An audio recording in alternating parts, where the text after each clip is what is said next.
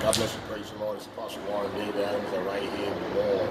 As you can see the people over here, as you can show them, they all standing in line waiting to get a target. As you can see the other people right here. As you can show them over here too. You see how they're standing in lines over here? So they're standing in lines right there? Yes. Wait, I know you probably can't see it from here. I know it's kind of far. This is how we all going to stand before God one day in Judgment Day. Same way you see lines right here and you all waiting to get in, let's admit that life is not the same like it was last year. Ever since this coronavirus that came about, life is not the same now. There used to be a time where you can go to the store and just walk directly in the store.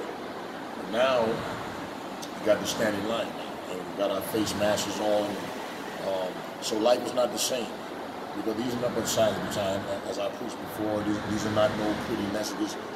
I would love to tell you everything's going to be all right. I would love to tell you that everybody's going to get blessed. God is a blessing. God even bless you if you walk upright before Him. I would love to tell you that everything's going to be fine, but let's be honest. We're living in a time where Bible prophecy is coming to pass.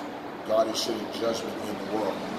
This is why God had a lot of preachers to preach the Word of God all these years, to tell people to repent.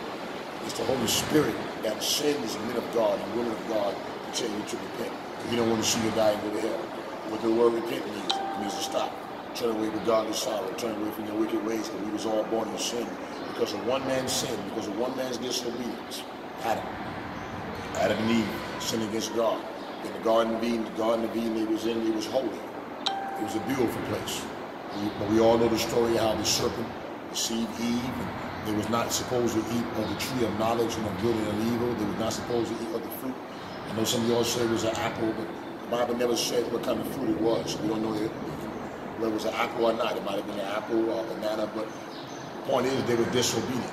And because of the disobedience, God put Adam and Eve out of the Garden of Eden. Okay, so every baby that was born in sin underneath that spiritual curse. Okay, and we know God hates sin. And though God is a loving God, and though He is a wonderful God, but He's also a holy God, and God cannot stand sin. Sin stinks in the nostrils of God. So seeing that we was all born in sin, that's why Jesus Christ came to die on earth, to die on the cross, to wash away our sins spiritually by shedding His blood on the cross. Because back in the old days, under the law of Moses, the priests back then, they used lamb's blood as an atonement for their sins. Okay, to ask forgiveness for their sins, they had to offer up a pure lamb. Okay, now Jesus made it easier. He offered Himself to the world. Amen. He came on earth and died on the cross of Calvary, shed His blood. Jesus said, I laid down my life and I take it back up again. And He arose from the dead. So now we can go straightly to Jesus Christ and ask God forgiveness for our sins. And say, Lord, wash away my sins. But you got to want to repent. You must first believe on Jesus Christ. Not only believe on Jesus Christ, but you must receive Jesus Christ. Not only receive Jesus, but we must serve Him. Because the minute you believe on Him, but you're not receiving Him. Demons believe in Jesus, and yet they're working for the devil. So not enough just to believe on Jesus, but we must receive Jesus. After we receive Jesus, then we must serve Him with a full heart. Because God is still a holy God. We must present our body as a living sacrifice, holy and acceptable unto God. So the same way you see all these people standing in line, waiting to get in. One day we're going to stand before God in judgment.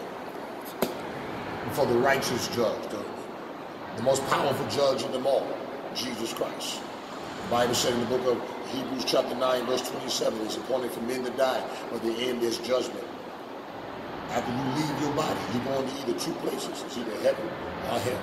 There's no such thing as a purgatory. I know the Catholics teach about the purgatory. The Bible didn't talk about the purgatories. I don't know what Bible they're reading. The Bible they're reading certainly is not the real Bible. Okay? There's no forgiveness after you die. If you go to hell, if you ask God forgiveness, there's no hope. Unless God decides to have mercy on you and take you out of there. But that's not in every case.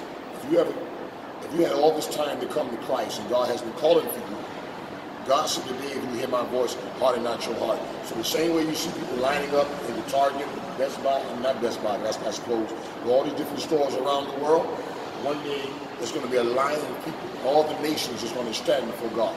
Let's go to part 2.